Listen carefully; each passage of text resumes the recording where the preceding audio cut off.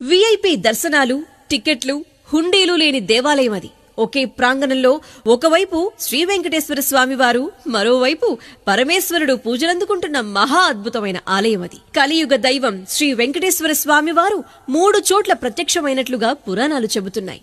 తిరుమల, ద్వారకా తిరుమల, మన తెలంగాణ తిరుమలగా ప్రసిద్ధిగాంచిన చిలుకూరు. 300 ఏళ్ల నాటి సుదీర్ఘ చరిత్రగల చిలుకూరును వీసా బాలాజీగా, చిలుకూరు బాలాజీగా మనమందరం పూజిస్తూ ఉన్నాం.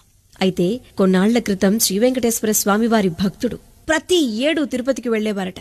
కొంతకాలానికి ఆయన జబ్బుపడి తిరుమలకు వెళ్లలేకపోయేసరికి స్వామివారే ఆయన కలలో కనిపించి నేనున్నాను అంటూ అభయం ఇచ్చారట.